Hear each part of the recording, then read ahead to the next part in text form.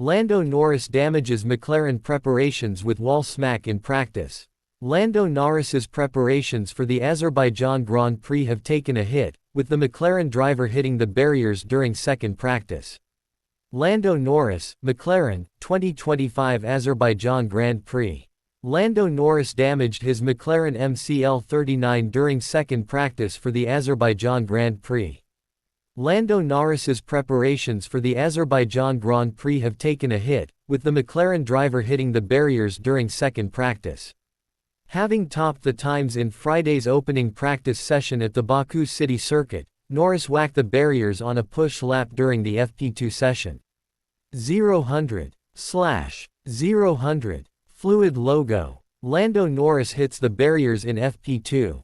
Exactly halfway through the second practice session, Norris had embarked upon a flying lap on used soft tires when he hit the barriers at turn 3. The British driver, aiming to close down the points gap to Oscar Piastri in the Drivers' Championship, smacked the barrier with his left rear wheel as the back of the car stepped out on him upon throttle application. The hit was severe enough to break his suspension, knocking the wheel askew on the axle, meaning his car immediately began crabbing down the circuit.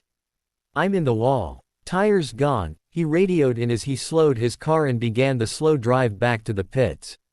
He was able to make it back to the pits, where McLaren began looking at it and evaluating the repair job.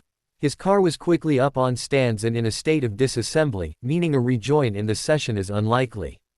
The incident means Norris won't be able to get some of his long-run preparations completed during this session, potentially offering Piastri a small advantage for the rest of the weekend.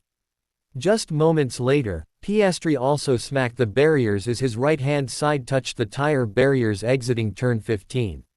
While there was clear evidence of paint and scuff damage on his car as he backed off and returned to the pits, McLaren was happy to release him back out onto the track.